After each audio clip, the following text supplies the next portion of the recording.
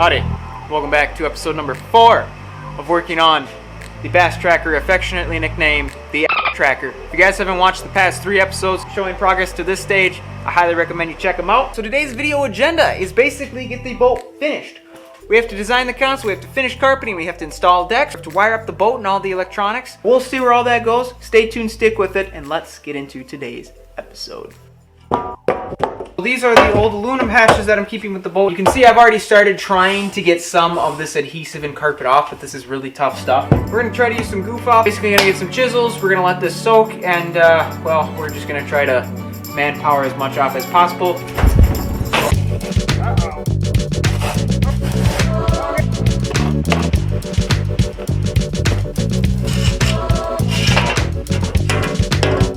Wow, that was kind of cool. 2 hours scraping off all that junk on those aluminum hatches, and I don't know if it's the carpet fumes in here, if it's the goo gone. Feeling a little weird. There's still some residue on here, but I think that carpet glue I got is good enough stuff to where this is gonna adhere. The glue gun works all right. I think I paid like $10 for that little can, and then I used it all up on all of this. It was not fun getting all the carpet off of that, so now we're gonna put more carpet back on. More carpet on for the next guy. Let's get to work, and I will probably see you guys tomorrow.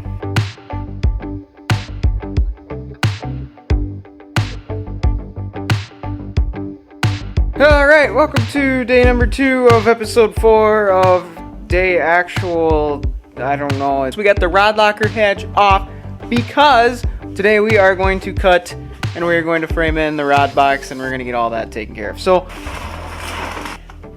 these are going to be rod tubes for the front end, and these are basically going to stretch from this front area here, and these are going to stretch underneath the deck. So basically the last like 2 or 3 feet of the rod tip are going to be protected. I've also cut out this back piece here. This is going to have more holes drilled through it, and this is going to be for the rod butts.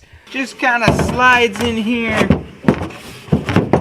kind of like that. And that piece is actually 2 5/8 pieces of plywood screwed together, so it's actually... So it's 1 1/4 inches thick, so looking good. Unfortunately with the hatches, I realized you need a lot more clamps, so today we are just finishing up clamping the ends of them. Hopefully those will tack up, and then I'll be able to glue the rest of the metal hatches that I cleaned up yesterday. So without further ado, let's keep working here.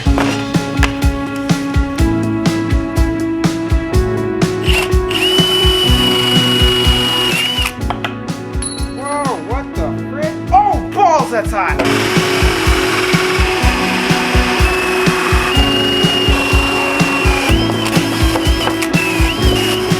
I got this beautiful front plate all ready to be mounted up, but we're also going to have to drill through the aluminum support. This looks really clean. This looks really nice. I'm really happy with this.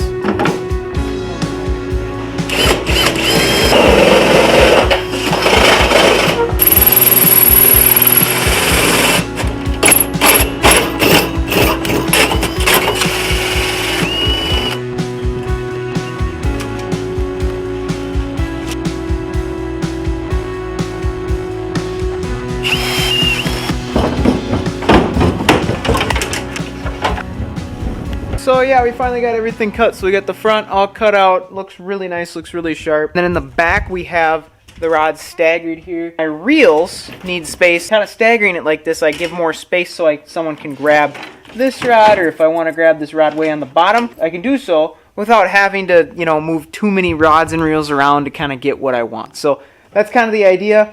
So we got 8 rods in the rod locker. I'm happy with 8. I think it looks great. Now that we have the plywood done and we have the rough cutout of everything a layer of paint again, and then get ready to carpet later tonight. So without further ado, let's get a brush in the hand.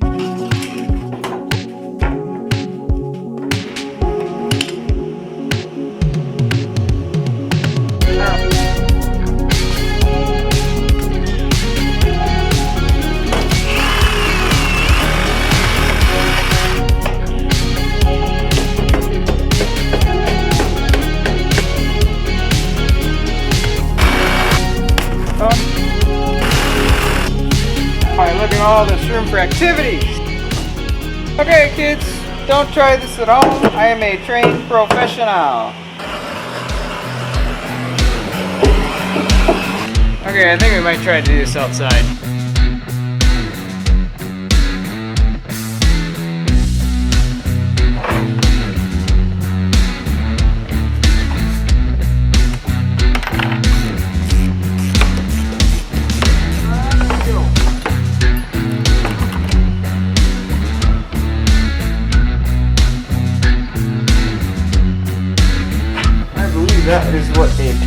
seal looks like. Alright everybody, it is a different day. So we have this aluminum paint here. I also have my sister helping me tonight. Shout out to you, Kate. So we are just about to paint the inside gunnels of the boat because there's that gray as you can see in the background. We're gonna paint it with some of this protective enamel. So this isn't like the industrial enamel we've used in the past. This is some different stuff.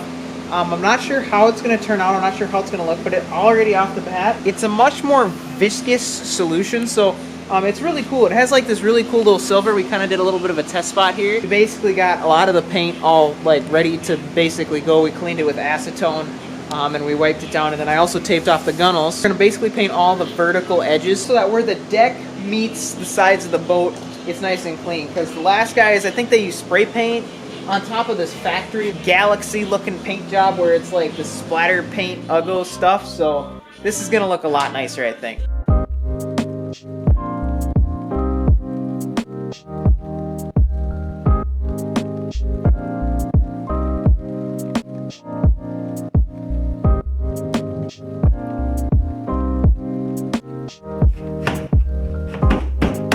Everybody, it is officially Sunday, the 15th. Yes, we are now officially on crunch time. Basically what I've done today is we have completely finished the rod locker, so you can get 8-9 foot rods in that rod locker. Absolutely insane. Got everything all vacuumed out up here. I really didn't want to make aluminum chips on the carpet, but I really didn't have a choice to remove the subfloor and then cut it. So the front end is all taken care of. Now we got to turn our attention to the console in the back. Because I changed up the design, we can't use the original console, and most consoles are made out of fiberglass.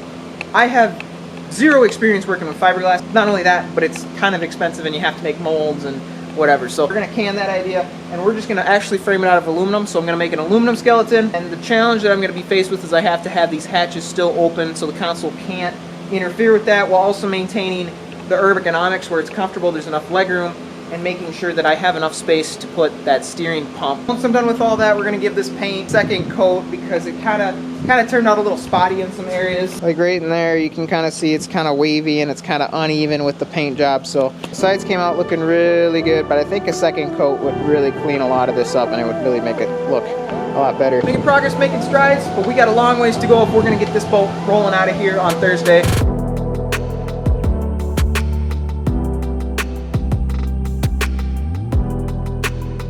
Alrighty folks, so we have framed the console for, well, a little bit. I kind of wanted to go with this trapezoid front look, just kind of trying to mimic some modern styling on some boats, so maybe would have cut this angle a little sharper, but I think this looks really good for what it is right now. And then around back, we're just starting to frame in the dash here, and looks like this angle that we're kind of going with is not only going to give us enough legroom up front here, but it's also going to give enough room for the steering wheel. Let's get going.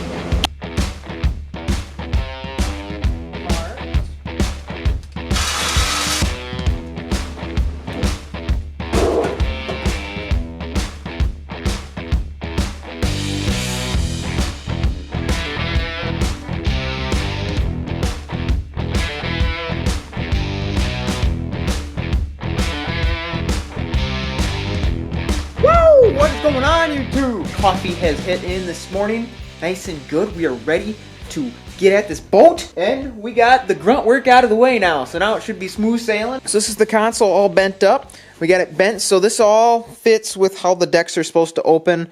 So we have quite a bit that we have to trim off yet. We got to trim these back panels off, rivet in the back yet, but it is looking really good. It is looking pretty snazzy, if I do say so myself. Not too bad for just bending it up by hand. It looks aggressive, it looks modern, it looks like it's a bass boat console. I think it looks really good. And the paint is finally cured. We got all the decks cut in place, ready to go. I got the vision, I can see it. It's almost done, it's almost there. Enough rambling, enough screwing around, let's get to some work.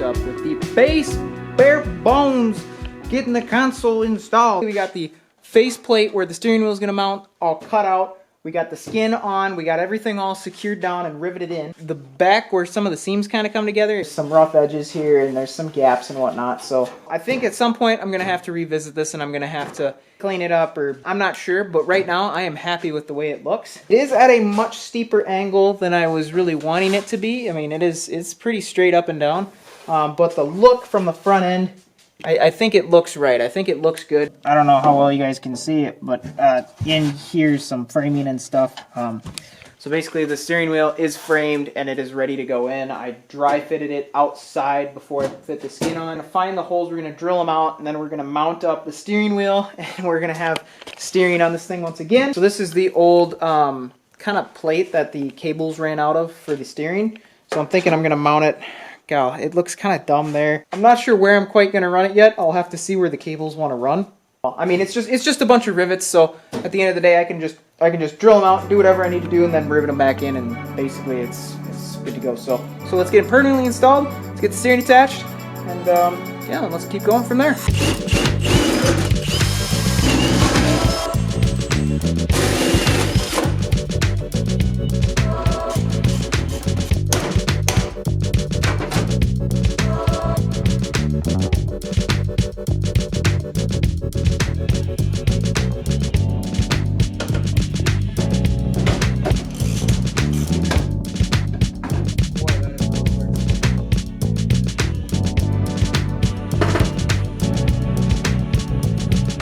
10 out of 10, love console steering.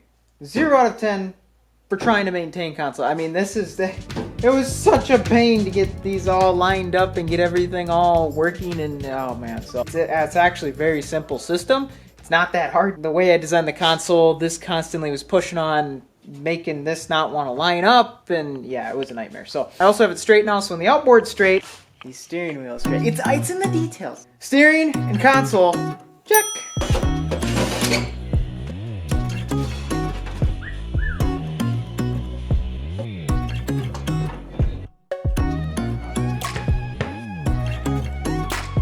And goodies. Here is the bag of goodies I got. Gas struts. These are 22.5 pounds. Pretty fancy. So these are going to go on the big hatches that need a little help getting up. These are some locking latches or whatever. So like for my rod locker, just to keep the honest people honest, if you know what I mean. So yeah, that's all stainless steel hardware. I think my big plan of attack here is we're going to use some of this like L bracket stuff, and we're going to rivet one side of the L bracket into the frame of the boat so it'll have rivets down it. And we'll take our hinges here and we'll rivet those holes onto that L bracket, and then on the other side we'll end up running screws into all of our hatches. So that's the big idea.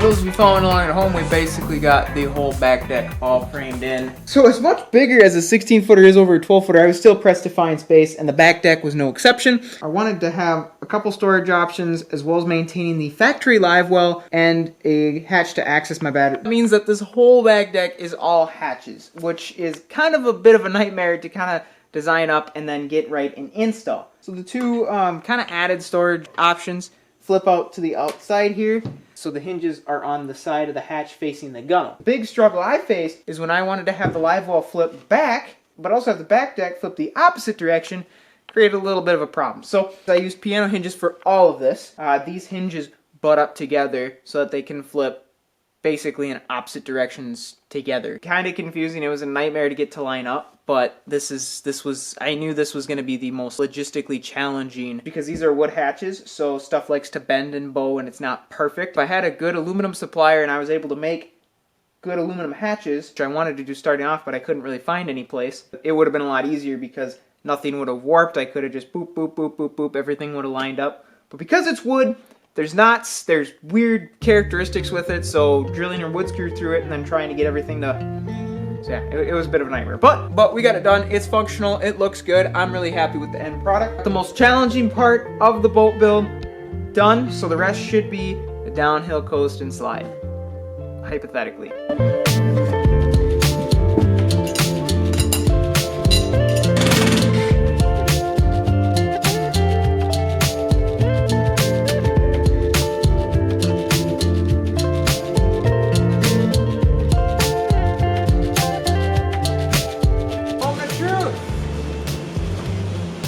Up it goes. Close is just fine. We got it.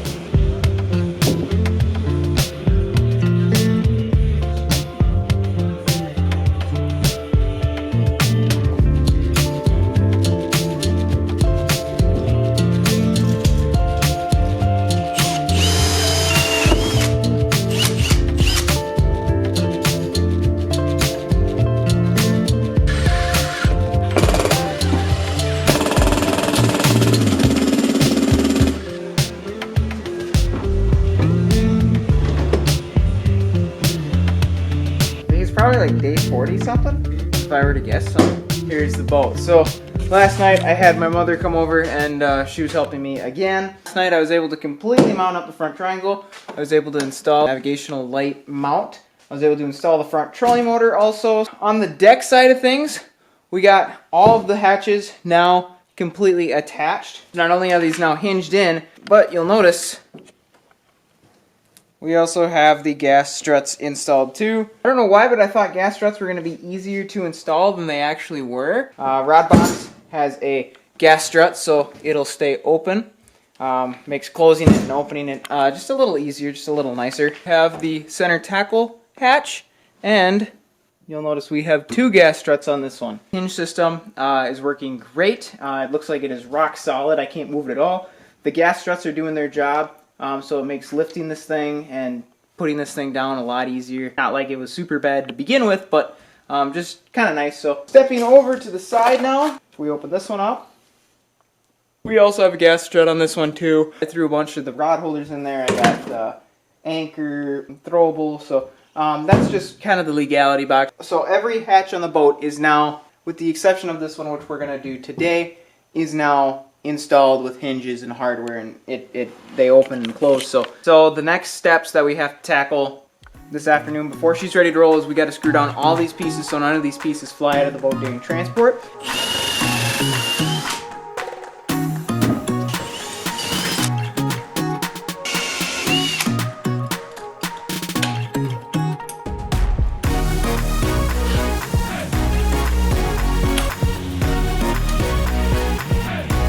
So is now Friday. Last night I was working on the boat. Taylor came, stopped by to check it out, and he saw that it wasn't finished, so he gave us another 3 days. If I haven't said it already, let me reiterate it again. Huge shout out to Taylor for letting us use this space in his garage. So, alrighty folks, it is the next day. It's time to wire the boat. Alright, so after spending an hour and a half sorting through wires, we have made some cool discoveries. Basically, we have a switch panel here. Navigational lights, bilge pumps, and aerators, as well as an accessory switch, which is not in use. So this all shares, as I suspected, a common power source. And it looks like someone at one point added in this fuse bus here. So we will be keeping this. So at one point in the boat they had a radio, so they have a 30 amp fuse on this. They also have a 10 amp fuse, so I'm assuming that they probably ran the trolling motor off of this, or maybe the speaker power. There's a couple additional ports too, so we might end up playing with that later also. So basically common power goes in and it gets split up and it gets sent to each and every switch, and from there the power is directed into individual circuitry. I think they probably added the fuse panel after this mishap. I suppose anything's a fuse at a certain point, so this fuse blew. All of the insulation was melted off this wire, and so I'm wondering if they weren't running the radio off of this common ground here or something. and they were sending a little too much juice its way. I wonder if they didn't have a boat fire at one point, which logically would have made sense with why everything was redone a couple times. So I wonder if they didn't burn something up. As outboard wiring goes, outboard wiring is super simple. There's basically a positive and a negative lead coming off of the outboard, not only for cranking, but also charging, as well as an additional little accessory thing here, which is for this sort of power up tilt trim thing. Just gonna tie everything together and simplify everything by having a common ground and a common power source with some thicker gauge wires so it can handle all the current being drawn to it.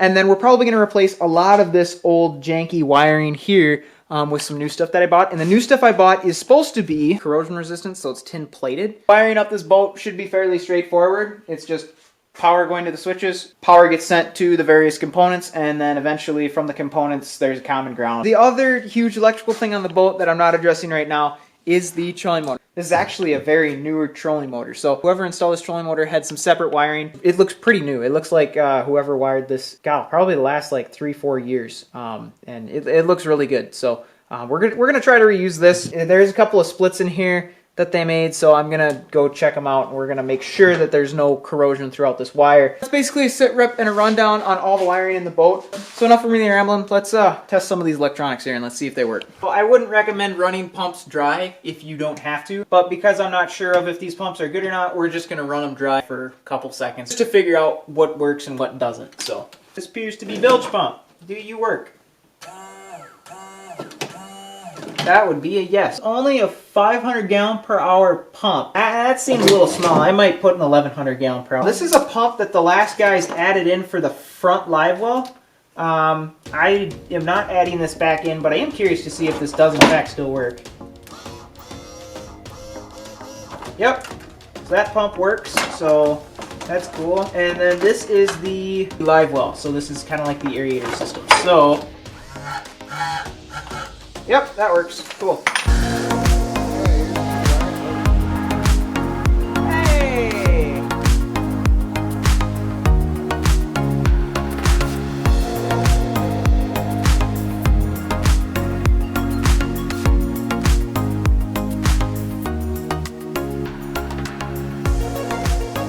Okay, YouTube, here's the boat. We're gonna try to test this out for the first time. So we got our leads here. These are just very temporarily in place.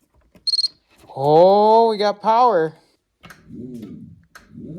Ooh, we're getting power up front, baby. Let's check this switch job I did. So we got the nav lights up in the boat in the front and the back. Bilge pump. No.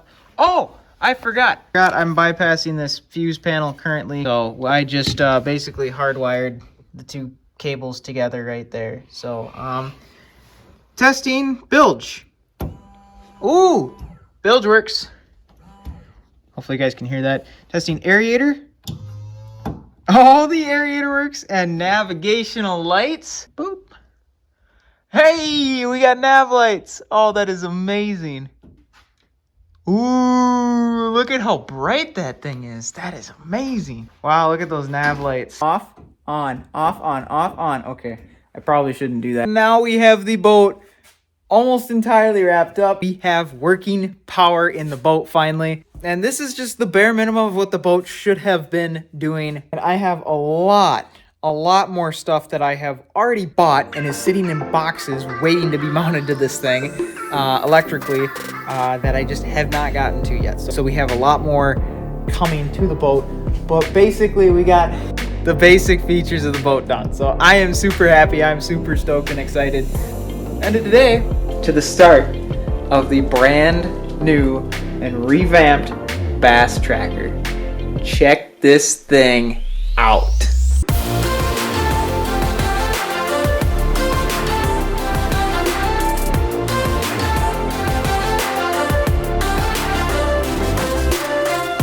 This boat looks amazing. This was the most intensive boat restoration I've ever taken on. This boat needed basically everything on the inside to be completely redone, completely revamped, completely gone through. And I don't mean to toot my own horn here, but I think we did a pretty good job here. Just check this thing out. So, starting from the back of the boat and working forward, got the outboard all wired up, all plumbed up, ready to go. we completely gutted the whole back deck. We completely gutted the entire inside of the boat, went all the way down to the subfloor structure, deep cleaned all of the inside runners, and then we poured brand new foam. We foamed the entire thing from front to back. From there we went and we added the subfloor here, which I'm standing on right now. The subfloor basically encapsulates from the front of the cockpit all the way up through all of the hatches. Marine grade 1/2-inch plywood, 15-ounce marine carpet for the entire thing. It's the nicest carpet that we have used in a boat yet to date. So from the back deck here, we didn't change too much, but we did add a ton of bracing, and it is completely stout and solid. It is way stronger in the back than it ever was beforehand. Not only that, but we also were able to frame in additional storage solutions to the boat that didn't previously exist. So we have 2 side boxes here, as well as the live well, which now flips to the back. Additionally, we've also added one of the biggest access hatches I have seen on a boat this size. You have access to everything on the inside of your boat. All of your batteries, all of your pumps, all of your wiring, everything is right there. So if there's ever a problem, which there shouldn't be in the near foreseeable future, we have this nice big access hatch to get to everything. Controls are all mounted up, ready to go, which brings us to the console. Now the old console on this boat was cracked, it was junk. You could hear when you'd put the tarp on and there'd be weight on it. So instead of look around online and pay hundreds of dollars for a preformed console, I decided I was gonna try to build exactly what I wanted for a lot less. And this console turned out amazing. I mean, I kind of tried to go for a sporty bass boat vibe, so I went with this more aggressive styling towards the front. Then tapers off to this nice aluminum. At some point, I think I might do some other stuff to this. I think I might paint it or put some decals on it. But for the meantime, the console is done. The console is rock solid with the boat. I even trimmed up this little side piece to kind of clean this up, and I mean, it is rock solid. Steering works fantastic. I was actually able to center the steering wheel finally at the money I saved, and for this being my first console with no plan, I am very, very, very pleased and happy with the way that this turned out. So one of the things that I wanted to do with the boat is I basically wanted to add more deck space. There wasn't quite enough deck space, so what we did is we basically took this inside lower level area and we raised it all up. We made it all deck. We took the front deck and we raised it up. We raised it up to the exact same height that the back deck and the side consoles are at the boat, and it turned out phenomenal. I think this could be the biggest casting deck I have seen on a 16-foot boat. I mean, this thing is absolutely enormous. And the layout and functionality of these hatches we added just makes storage and utilization so seamless and so smooth. Starting from this middle hatch here, this is a big tackle hatch here. So this is a big triangular hatch, so you can fit all the tackle a guy could ever think and dream of in this hatch. Gas struts, we got locking latches, all aluminum framed, primarily with 1/8-inch angled aluminum. So this deck is extremely stout, extremely strong. Stepping just to the side of the boat, we have our main rod locker in the boat. This hatch is ginormous. You can fit 8 9-foot rods, a couple 10-footers you could probably squeeze in here too. And this is also on gas struts, all aluminum framed, carpeted on the inside and out, carpeted dividers, the whole 9 yards. Having a place where you can have all of your rods sit and not get tangled up, not get trampled on or broken is huge. And that, in combination with the addition that this hatch actually locks, secure your investments, is huge. I'm just so happy and pleased with the way that this hatch turned out. This big of storage, this whole storage option on this size of aluminum boat, I don't know if I've quite seen something like this out here. I mean, this is super functional, and I'm so happy with the way it turned out. That brings us to the final hatch of the boat, which is over on the driver's side. This is basically a hatch for anything else that you have on the water. Plenty of room, not an issue. In addition to the added storage, we also kept some of the original factory storage, such as these original factory side compartments here. So basically this hatch is for lighting. This also houses our wiring here, which runs to the front of the boat. And we also kept this side hatch here, so there's tons of added storage in the back for the co-angler and just anything in general. Stepping up to the very front of the deck here, we have a center swivel ease seat mount to a completely fixed front deck. I didn't want anything going on at the very front of the boat, mainly because when you have a fish on or when you have to get at certain things, it just can get to be cluttered up here. This way it's clean, it's simplistic, there's plenty of room for activities, and you're not going to have to worry about moving things to get in the hatch or moving your feet. So with all that being said, I think it's pretty obvious that this boat had a heavy influence from the type of fishing that I do. I'm primarily a bass angler. This hull up here in the North Country for bass fishing and for these types of fisheries that we have should perform very, very well. And this new layout of this boat should add to that. This boat should do it all, and I am very happy and pleased with the final result and product. And hopefully you all enjoyed watching today's episode. Thank you so much for watching today's episode. If you guys enjoyed today's episode, make sure you hit that subscribe button, tap that bell icon. I truly could not have done it without Taylor letting me use this stall in his garage and letting me even have a little workspace here. And I took it over for multiple weeks. It was a complete mess in here. The whole thing smells a little different than when we first started, not in a good way. And I just have to say thank you so much for letting me be able to actually bring this rig back to what I dreamed of. So huge shout out to Taylor. I have to give a huge shout out to everybody who came out and helped. Parker, Julian, my sister Kate, my dad, my mom, both my parents. And finally, I have to give a huge shout out to Ernie and Barb once again for letting me know about this boat and giving me, well, basically first dibs on this rig. And if it was not for them, I mean, again, this whole project would not be possible. If it wasn't for Taylor, this whole project wouldn't be possible. If it wasn't for all the help I received, this project wouldn't have been here. In addition to giving a huge shout out to all of you who have stayed tuned and watched throughout this entire boat project. I know some of the videos might not have been the most consistent as far as uploading goes, but it's finally done. It's here. This is the current configuration, and there's still some stuff to do, but we got the bulk of it done. So, mission of this whole project was to completely restore the Bass Tracker, was to go through every nook and cranny, every board, every piece, and completely redo it into what I think is going to be excellent fishing rig, and what I feel is going to press the envelope of where small custom boats have come and where small custom boats are going to go. And I think we pretty much did that. This is by far my dream rig, something I've been dreaming of doing for such a long time, getting a chance to completely redo a boat like this and, well, basically be able to make it my own and exactly customize it how I want to, optimize it for fishing, for YouTube, for enjoyment. At the end of the day, I'd say that would be mission complete.